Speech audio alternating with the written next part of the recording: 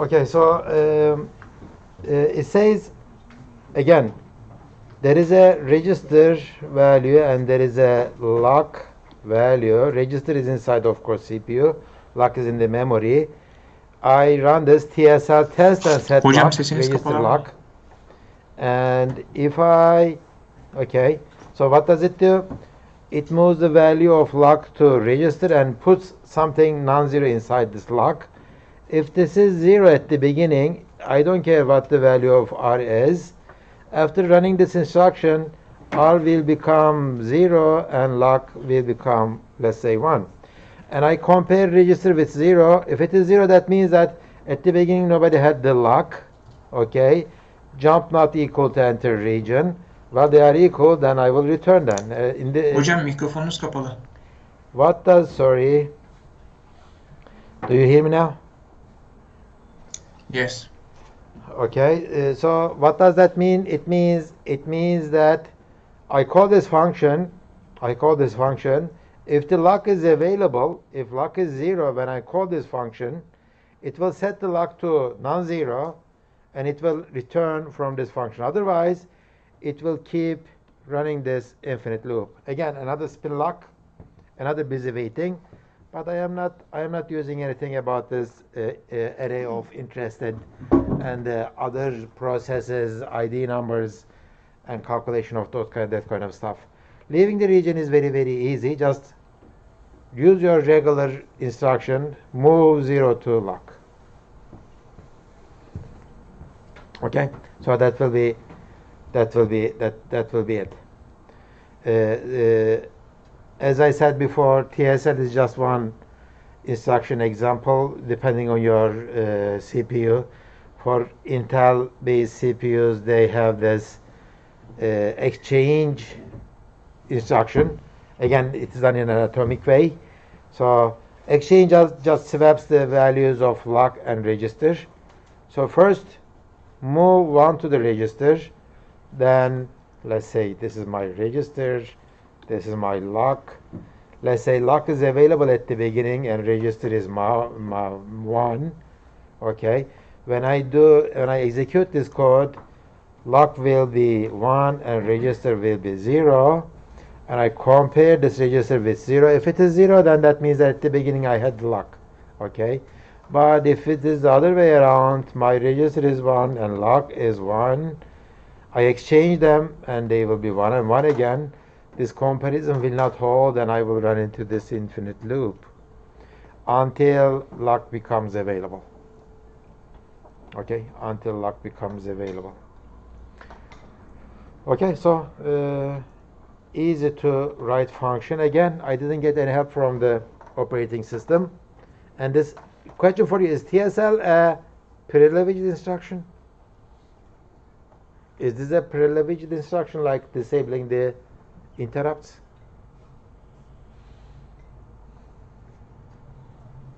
Yes? No. Yes, that's true. No. Because how can I hurt myself or anybody else by using the TSL? I am just moving some variable from the memory to my register and doing some changing of the memory at the same time. Okay, and that's a global variable and it is in my address space. I cannot hurt myself or anybody else by running this instruction. It's a special instruction.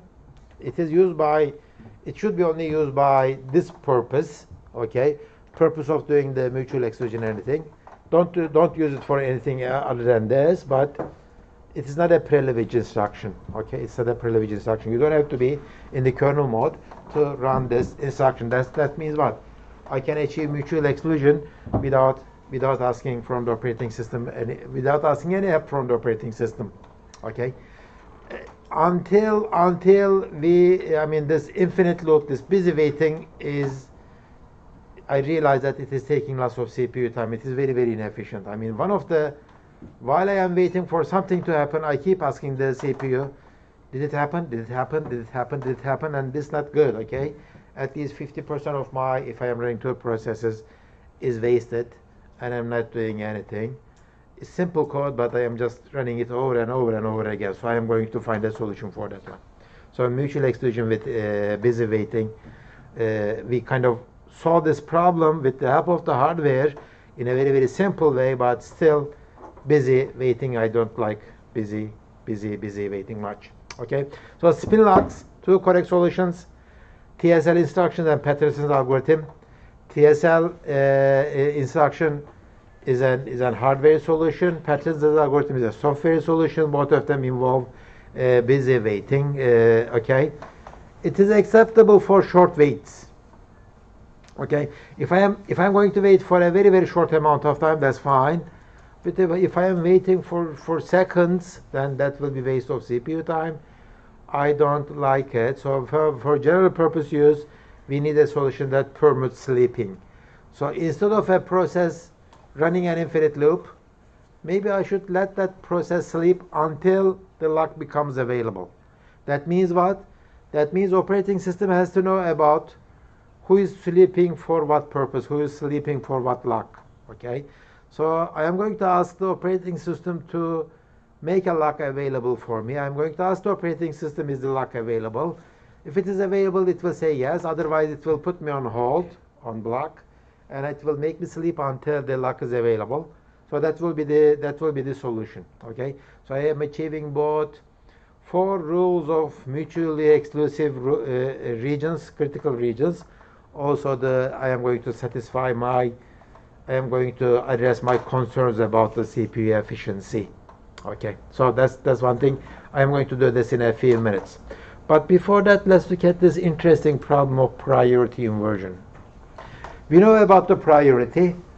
If I have 2 processes, one is a high priority, the other one is a low priority, I say that if the high priority process can run, it will run. Okay, don't block a high priority process because a low priority process needs the CPU. Okay, so the low priority process can wait until the high priority process can do so. For example, I have 2 processes. One is taking backup, the other one is interacting with the user. User interaction is the high priority because my system has to stay interactive. So what do? I say that this high priority interaction job has to have the CPU. The backup can wait because nobody is with you ask you where is my backup. It can wait as far as a few hours, right? So there is this priority. So let's look at this problem. There is this problem of priority inversion with the spin locks. Okay, suppose we have 2 processes with different priorities, high and low. High is for this interaction process, low is for the taking backups. Okay, H will never run if L will never run if H is runnable. Okay, that's the rule, right? So let's say I don't have anything happening interactively on my computer, so L is running, low priority job is running. There is nothing stops us from running it because CPU is available. So H is sleeping, high priority job. L is running, and the priority process L grabs the spin lock. It is in a lock like this. Okay, it is in a lock like this, and it entered the critical region. It is inside the critical region. Okay, L is inside the critical region. When L is inside the critical region, H wakes up, tries to run. Okay, and since H has a higher priority than L, H will run, and H will, for example, will say that, okay, I will enter the critical region. But H cannot enter the critical region because L holds the lock, right? So what does the H do? It will run this spin lock until the lock becomes available, but lock cannot be available because L is holding it, and L cannot run because H is running. H is runnable. H is running in an infinite loop. So we call this a priority inversion. Why? Well, the priority of H is higher than L, but H cannot continue without L completing its task. Okay, so it's in a way that L becomes more important than H. Its priority should be higher than H. That's called the priority inversion. It happens just because of these spin locks. Okay, spin locks can cause these kind of priority inversion problems. As you see, it is a very possible problem. It can happen if you combine this locking mechanism, critical region idea with the priority scheduling, and if you don't be careful, if you are not careful about these kind of problems, these will happen, and sometimes you won't realize that you are running into this kind of a problem. I mean, for some reason, your system cannot continue. For some reason, it's just doing something weird, and you don't understand what's going on. It never happened before, and your computer just hangs there doing nothing, and it turns out that you have such a problem, priority inversion problem. Okay, so it's just one example of a deadlock. Okay, so deadlock is, what is deadlock? Nobody can continue doing whatever they want to do because each one needs the resource of the other one, and in this case H needs the resource of the, okay, H needs the lock, okay, L needs the CPU, right? L cannot get the CPU because H has the CPU and it cannot, operating system doesn't let it go. H cannot get the lock because L cannot give the lock because it doesn't have the CPU. So it's a deadlock. Okay, it's a deadlock. Two processes, two resources. Okay, both of them needs both of them, and who's going to get the first one? It's called a deadlock, and it can happen. It can happen. So what are we going to do in this case? If we eliminate the spin lock thing, if we eliminate the spin locks, busy waiting, then this will go away, and we are going to see it in a few minutes. Okay, so the idea is block instead of busy wait. Okay, prevent wasting time by busy waiting. Simplest way is sleep plus wake up. Okay, so maybe it's a good idea to make a system call named sleep. Okay, let me sleep for 100 milliseconds. Okay, when you sleep for 100 milliseconds, okay, when you wake up, if lock is available, then use it. Otherwise, another 100 milliseconds. Well, maybe your program will get a little bit slower, but it will be maybe a little bit better than wasting the CPU time. That would be the simplest solution. So here maybe make a system call instead of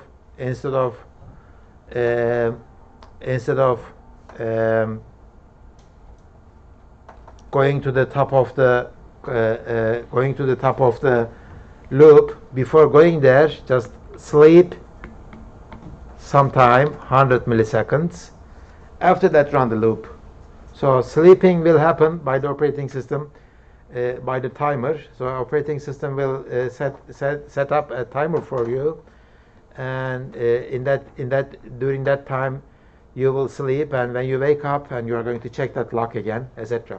Alternatively, if you don't want to waste that time of 100 milliseconds, maybe sleep plus wake up both have a memory address to match them. Okay, so we are going to do that in a few minutes using this example, producer consumer example.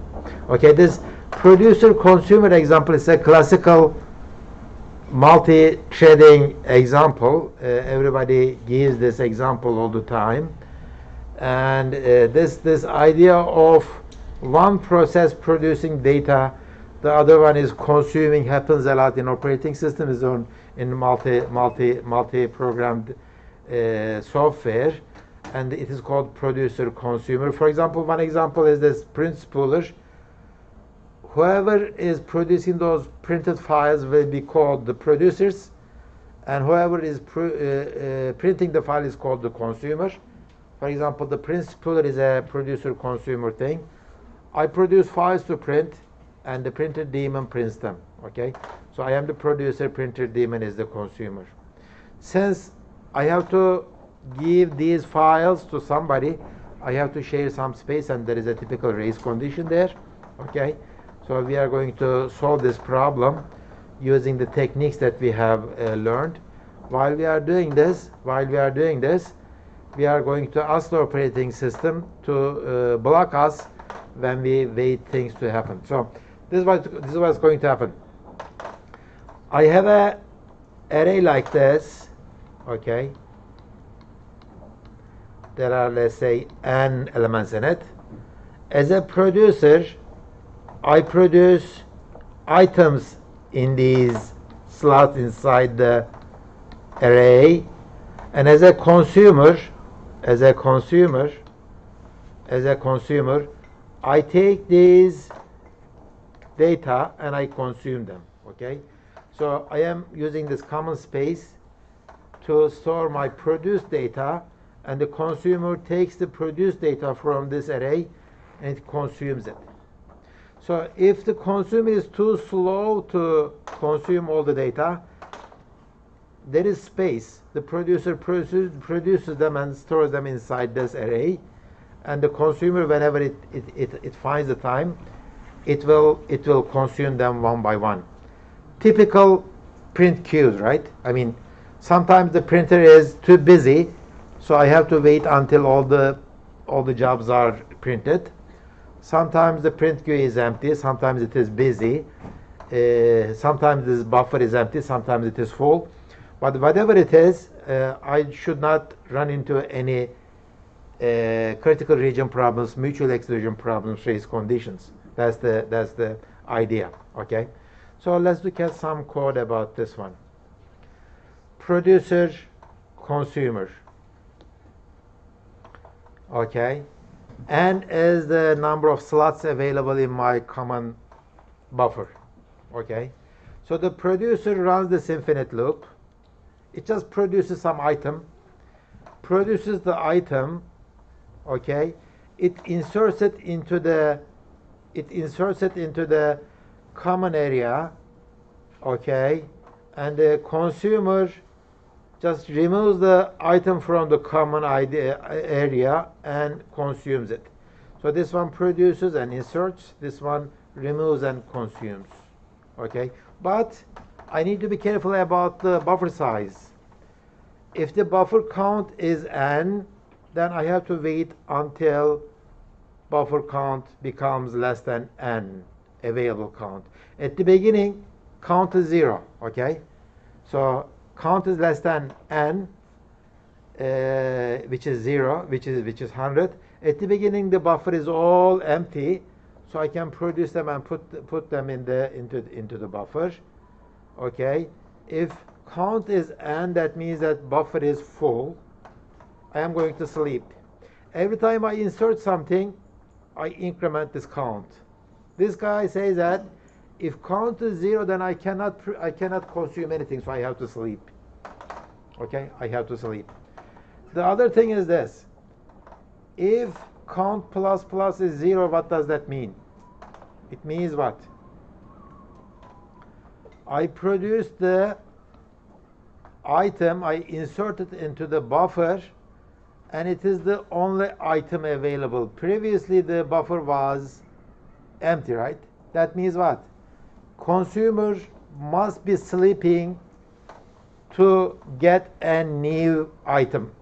Okay, so I am waking the consumer. Wake the consumer up. So count plus plus 0 means what? Okay, now I inserted the item, increment the count by 1. If the original value of count is 0, that means what? I mean, the buffer was empty, so the consumer must be waiting for it. So I am going to wake the consumer up. Okay, if count is n, then I'm going to sleep. So there is one sleep condition, there is one wake up condition. Let's look at the consumer. Consumer says that, okay, consumer says that If count is 0, then there is nothing to consume. I am going to sleep until it is available. Okay. If count becomes n, okay, here it is. Okay. If count minus n, what does that mean? I consumed an item, and that item happens to be the last element of a full buffer. So I decremented the number of elements from the buffer by 1. Now there is one slot available. There is one slot available for the producer to produce. So I am waking up the producer. Okay. So in a way that if n is 100, if count is 100 here, I am going to decrement it by 1. So n is going to become 99. Count is going to be 99 if you like. And so that means what one spot is available, wake up the producer, and this one says that, okay, I placed the first element inside the buffer. I go wake up the consumer. That's the idea. Producer consumer code, very simple code. And of course, this count, okay, is a global variable. It is common. Also the buffer that we are keeping all that data is something that is common. Okay, as you see, we did not use any technique to prevent any race conditions. So there must be a race condition in this case. Let's try to see where the race condition is. And in fact, actually, I forgot this arrow here. That arrow is where the race condition kind of happens. Let's try to see it if that's happening. This is running in an infinite loop. This is running infinite loop. Why is this happening? I don't know why. Okay, maybe I shouldn't use 2 fingers. Okay, like that, and don't use 2 fingers. So this code is running here. Okay, and this code is running here. Let's say I am running this code. If count is 0, okay, count is 0. Okay, let's say the count is 0 inside my memory. Count is 0, and I run this code. I check if count is 0, and in the if statements, the condition part, I said yeah, that's true. So I'm going to execute the sleep. But before executing the sleep, a switch happened. Okay, a switch happened to producer. Okay, a switch happened, and I go to the producer now. Producer is running. It produced an item.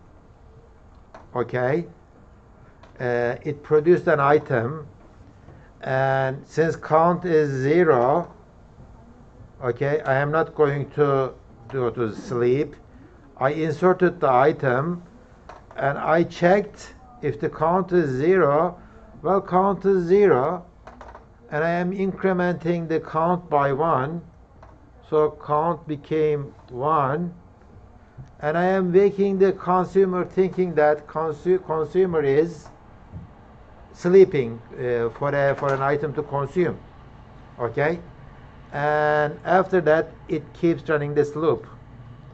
Switch happened afterwards, and this guy is not sleeping, right? This consumer is not sleeping. Why? Because it was running, and it was about to issue the sleep command. It didn't get the chance to issue it. Okay, but the producer thought that the consumer must be sleeping, and it already sent a signal to the consumer that wake up, I produced a thing for you. Okay, well, this one is going to keep running, and it will go to sleep, and it will wait to be waken up, but that call will never come because the producer already sent a signal to wake up the consumer, and it got lost because nobody was sleeping. Okay, nobody was sleeping. Okay, that's the problem. The same thing can happen here, and the same thing can happen here, also there. So if you are unlucky enough Okay, if the process switches happen at those positions, and after the switch, your producer or consumer runs in that way. Okay, so your problem, your system will hang. At the end, either your buffer will be full and consumer is sleeping, or your buffer is empty and producer is sleeping.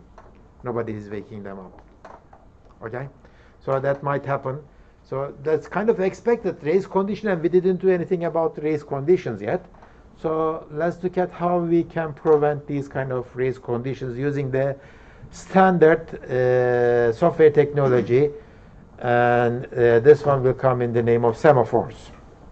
Okay, it is invented by this guy Dijkstra. It is not Dijkstra, okay, this is Dijkstra in 1965.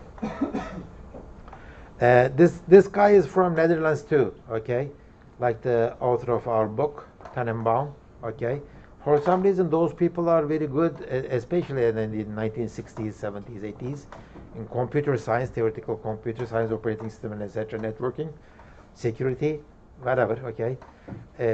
So he defined two operations, down and up. Well, semaphore is just like an actual integer. So think of a semaphore like an integer. Okay, like the integers, they can hold values, 0, let's say positive integers or non-negative integers, 0, 1, 2, 3, 4. There are two operators on these semaphores, up and down. There is no addition, subtraction, etc. You can increment the semaphore by 1. You can decrement them by 1. As I said before, they cannot be negative. They cannot be negative. Okay, so this is what down does. Okay. By the way, these semaphores usually are supported by the operating system. So you ask the operating system to increment the semaphore or decrement the semaphore for you.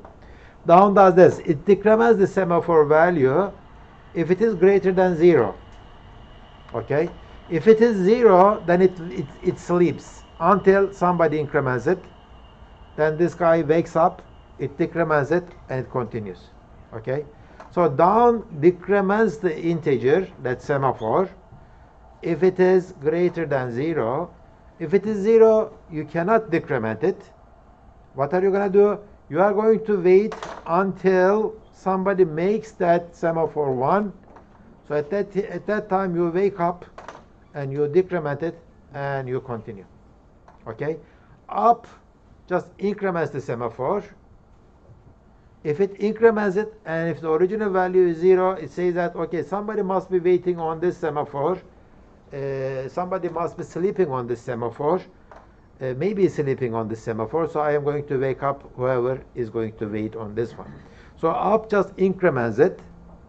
If the original value is 0, it makes it 1. Also, it wakes up whoever is sleeping on it. Down just decrements it, but it cannot decrement it if the value is 0. Okay? So down can possibly block the calling process. Up will never block. Up always increments the value and it continues. Sometimes it wakes up somebody. Down decrements it if the value is greater than 0. And if it is 0, it just sleeps until somebody increments that value and wakes up whoever wakes up this process. Okay? So these are the ideas. Okay, up and down, if they are implemented by the operating system, okay, they have these wake up calls and sleep calls in them. Our operating system can handle those, and we are going to use this up and down system calls, or the multi-threading library calls, if you like, to implement this consumer producer, okay, producer consumer problem. Okay, let's see how we can use these semaphores to implement the critical region. Okay, this is, as I said before, semaphore is an integer. Integer semaphore, original value is 1. Mutual exclusion. So I am going to use this semaphore idea to implement the critical region. Before entering the critical region, I down this semaphore by 1, right? What was the rule again? If it is greater than 0, it's going to decrement it, and it will continue. I will enter the critical region. If it is 0, it will be blocked until that mutual exclusion variable semaphore becomes 1. Okay. So if it is 1 originally, it will down and it will enter the critical region. Since if it decremented by 1, its value is 0 now. I can enter the critical region. Nobody else can enter the critical region because its value is 0. When I am done with the critical region, I increment the value. Okay? So this is as simple as this. So if operating system tells me that, okay, I'm going to give you these two system calls, or the maybe multi-threading library says that I am going to give you these two function calls, down and up, and I will handle this blocking of this thread. I will handle whoever is waiting for this semaphore to happen. Okay, I will wake them up. So I will continue my things very nicely. So I will use these two functions, down and up, basically incrementing an integer and decrementing an integer, but two special cases. For down, if the value is 0, I cannot decrement, I have to sleep. For up, if the original value is 0, then somebody may be waiting for it to become 1, and I will wake them up. This one sleeps, this one wakes up. Okay, and I am going to use this to implement this producer-consumer thing. Implementing semaphore typically done in the kernel. Okay, typically done in the kernel. Usually when you do this, downing and upping, you have to be careful about this value. I mean, you have to be careful about while you are playing with that value switch happening. That's why when you do that in the kernel, you mask the interrupts so nobody can switch. Again, how come we are masking the interrupts now? Previously we couldn't do it. This time the kernel is doing. Okay, we are telling the kernel not to block the mask the interrupt. We are telling the kernel decrement this semaphore by 1. Okay, so that's what we are asking.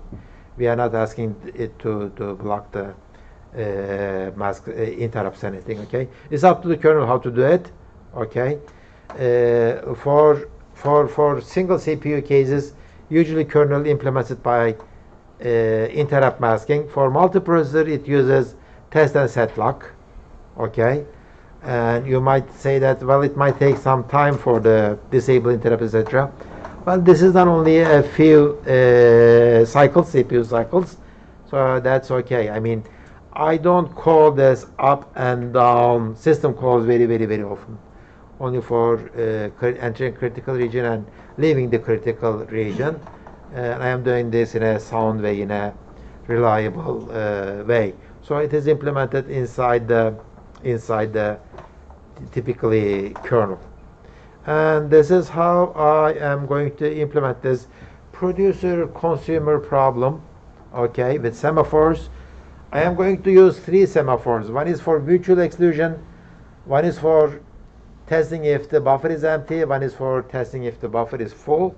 Okay, and I will produce and insert for the producer. I will remove and consume for the consumer. And before entering the critical region, of course, I am going to use this one, and before entering the critical region, I am going to use this one. How about the other two? Well, for that, I think you will have to wait for a day because I am out of time. Are there any questions? Somebody didn't sign my... Well, okay.